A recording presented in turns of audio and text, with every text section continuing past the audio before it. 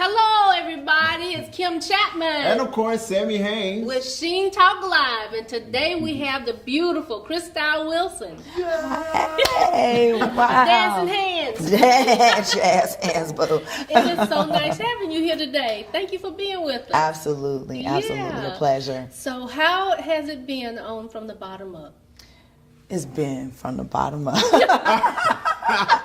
You know, it's been an interesting ride, an emotional roller coaster, just being with ladies with so many big, different personalities. But, you know, I'm thankful, I'm grateful for the opportunity to, you know, have people be able to tune in to me every week and see what I have going on.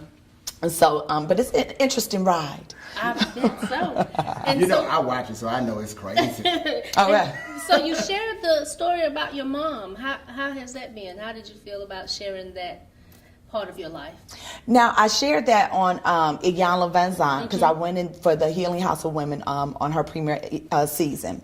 Now, that has totally helped me on From the Bottom Up this season, knowing how to channel my anger, so to speak. That's what they called it. But we dispelled that myth. A lot of it is the feelings of betrayal, the feelings of being, you know, let down and disappointed, and it manifesting itself is in the form of anger.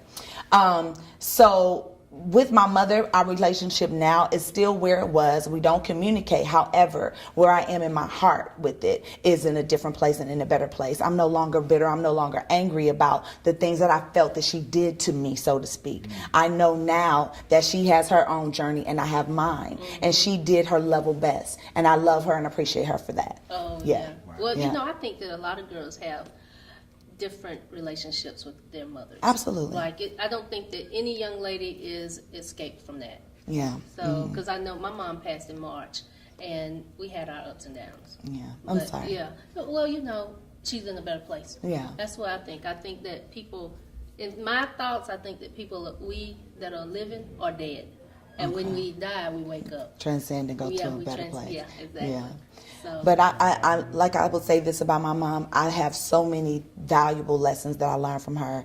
I think that she was a single parent, you know, and I think that she did a pretty incredible job. I'm good. I'm good. So I'm a testament to what she did right. And that I have to say, you know. So we're going to jump back and forth from the bottom up, and Iyanla Fix My Life. So, you know, everybody understand she is, you know, from the bottom to the top. No, no, I'm going from the bottom to the top, but I'm on from the bottom up. I'm somewhere in the middle right now, y'all. In the middle. So from the bottom to the top. I'm needing some gigs, some acting classes, some stuff, you know, give me something. Some parts. I need some parts out here in these streets. No. One of the things that I have to say when I saw you on Iyanla Van Zandt, House of Healing, I was like, man, Chrystale, you look really good. Oh, like, thank you. I don't want to throw your age out there, and I don't want you to mention that, but you look really good, you know, because, you know, a lot of people know you from Players Club. Yes, right? 20 years ago, yes. But, you know, like, you are still, like, banging that out. Like, people, as you said before we got on set, they were dressing as you at Halloween. Like, that is a staple for you, but you're still doing, like, amazing things, and you look really good. Well, let me say this, Sammi. I try to take care of myself. You will not find me at every party because you know with us being in Atlanta, honey, it's always a party to go to. We were just talking about that. Every it's always, and I know people that'll go to the open of an envelope, honey, and I'm not gonna be open up a bottle of water. There. Oh, honey, I just signed it. I gotta be there. No, but that's not me. So I take care of myself. Right. I don't drink too much. I don't, you know, I don't smoke. It's just things that I do. I get my rest. I meditate, and I think that's helped me because, especially being in such a stressful lifestyle, the entertainment industry is one that you're constantly, you know, judged for how you look. Now, one of my problems is eating. I need to back away from the table a little more often. But I think that's everybody. Yeah. That's my problem too. I'm a Southern girl with the biscuits and the grits and all of that. So I just look. Now they done brought Hollywood to Atlanta. Now I've got to thin down. This is a mess. But I'm for it. I'm gonna do it. Well, that's interesting. You said it brought Hollywood to Atlanta. How long have you been here? I'm an ATLian. Really? I was born in Atlanta. Oh, You know, I thought you was Yes. from You don't California. find many ones that are born and bred here. Well, I was born here. I was raised in Northern California, so Okay. that's why I had that kind of Bay Area edge. Yeah. I moved back to Atlanta in '93. A lot of people don't know this. I was the first minority female to do a union film here in Atlanta, Georgia, with Bill Nunn, with Little John from the East Side Boys. He was Chris Love at the time, but with Ludacris, and the movie was called Groupies. So when I was here in Atlanta, honey, Hollywood was not here. They were telling me how we couldn't do Right. it. It was impossible, Right. and I fought through all of that and to create a film here, and I'm really proud of that. But like I said, now Hollywood is here. It's here. Like, It's it's here. so many things that are going on here that, you know, actually you can move to Atlanta and really do some amazing Yes. things. It doesn't necessarily have to go to New York or LA. It's popping here. Yeah, LA people are coming here like, where are all the jobs? Yeah, so yeah, they're here now. But like I said, I'm proud to have been a part of its growth and have grown with it. But I said from the bottom of one of the comments I made, I said, hey, I've been very good to Atlanta. It's time for Atlanta to be good to good me. to you. Y'all bringing all these movies and stuff here. Hey, what's I'm up? here. What's up? Now, do you think because so much is coming here, Atlanta can now feed you? Do you think there are more opportunities for you as an actress now to be in front of the film? Because, like, I just saw you last night on Merry Christmas, Baby. Merry Christmas, I was like, oh my God, that's baby. Chrystale right there. Yes, Like, you're working. yes. I am working. People don't see me in mainstream that much.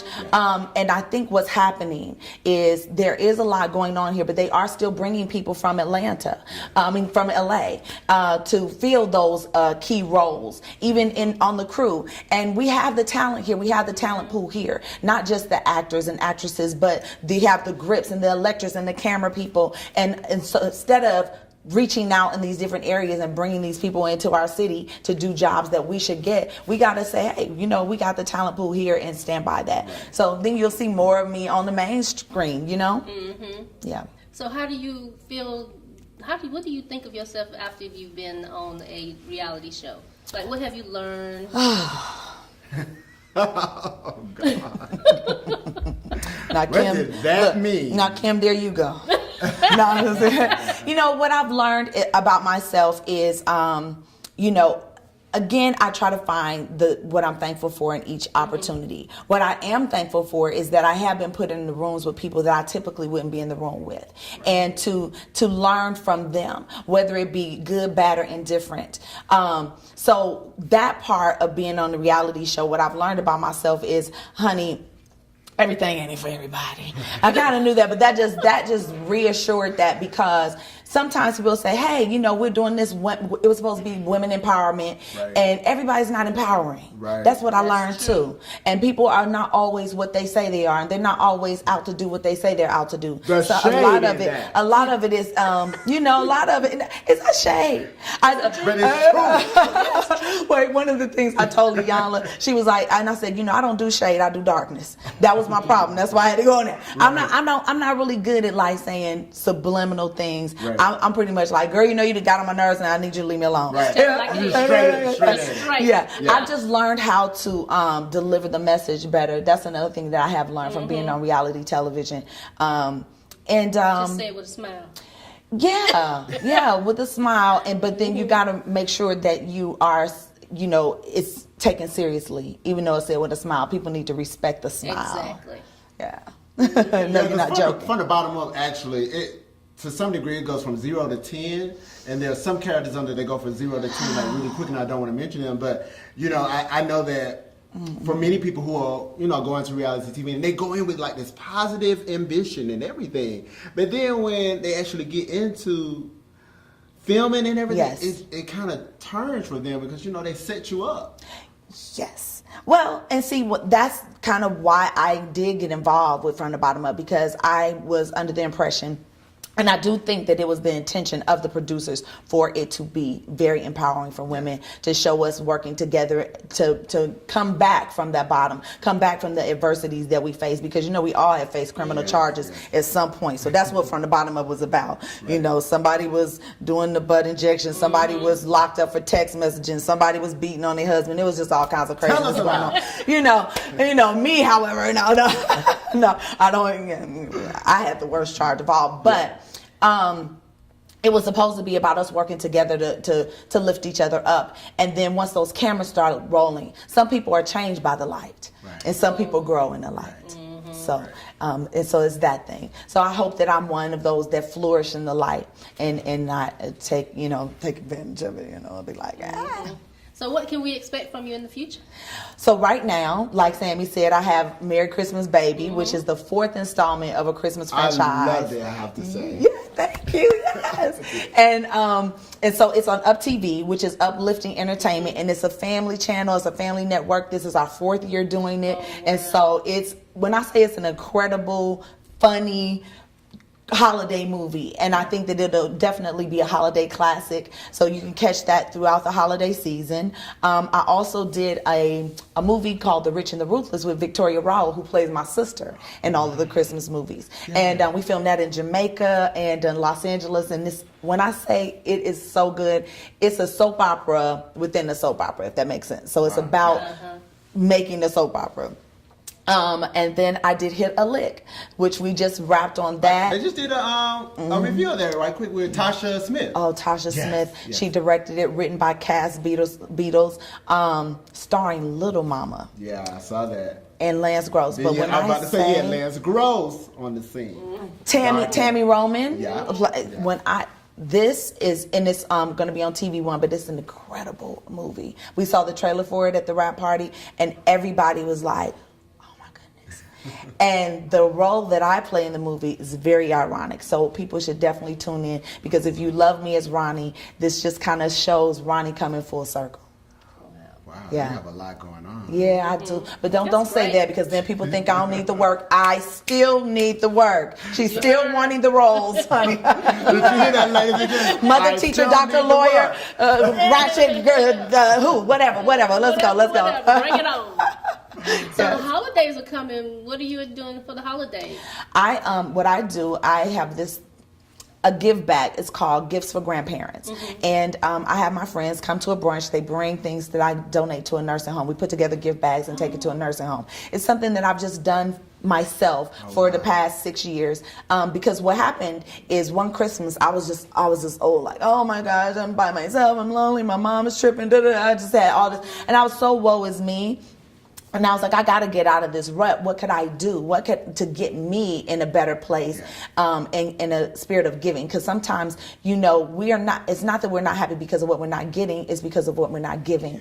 And so I said, you know what? I'm going to go out and I'm just going to take 10% of money that I have in the bank, and I'm just going to go and buy things for the elderly. And so I bought scarves, I bought Depends, I bought gloves and socks and pajamas, and I called 5 nursing homes and I asked them to give me 2 names of people that they had there that didn't have family that came to visit them. And so I went and gave them gift bags. So what I've done the past couple of years, I've narrowed it down to one nursing home called Pruitt Health on Whiting Street. It's right there by the jail. When you pull up, you're thinking, oh my goodness, like, where am I? What is this? Is this right? And, but the most amazing residents there, the most amazing staff, but they are the people who don't really have family to come and visit them and see them. So I have just really targeted them, and so that's what I do on Christmas Day. On Christmas Day, I go and I give them gift bags, and I show them the Christmas movie that I've done. So yeah. Oh wow, that's beautiful. Yeah, that's awesome. Yeah, that's what I do. I don't open gifts myself. I do that the night before. Yes. So with Thanksgiving right around the corner, can you tell us, or tell our audience, like, what is one thing you are thankful for? Oh my goodness. I'm thankful for just the clarity that I have in my life now. The clarity that I have about, and the worthiness that I feel. Because there was a time in my life where I didn't have it because I didn't feel worthy of it. And so now I have a sense of worthiness, and so I'm drawing that energy to me, and I'm so thankful for that. Yeah. So tell us, how can people find out more about you on social media, a website, or how can I'm not crying. My eyes actually watered, but that was a very touching moment. Well, because it's like, Yeah. honestly, it actually shows just how genuine your heart is. Thank you. And how pure it is. Because everything is about intention. Everything is about intention. I always say success starts in your heart. Yes. If you are successful in your heart and you're doing it from the right place, then whatever you touch will show that Absolutely. and reflect that. So yeah. So how you can follow me is Chrystale, the prototype on Instagram. On Twitter, it's Chrystale Pro. And Facebook, I'm Chrystale Wilson. And I have a website. It is what? www.chrystalewilson.com. Yep. Great. Y'all. Thank you so much for being here. Thank you So for having me beautiful. here on Sheen. Absolutely. Honey, look Throw at it this up. wall. Throw it I up. had to get up Throw here. it up. Oh yeah, we got to do something with you. Yes. This is not the first time. I hope we will have many more opportunities. Exactly. Absolutely. Yes. Absolutely. I have thoroughly enjoyed this interview. Thank you. Yes. Thank you. I will always remember it's better to give than to receive. Absolutely. That's what we all need to And so can remember. you give me that outfit when you You finish that absolutely door? can have All it. right, thank you. Y'all got it. Y'all got it. It's taped. That's a contract. Thank you. Well, family, Sheen family, thank you for being with us. Sheen Talk Live with Kimberly Chapman. That's Sammi Haynes.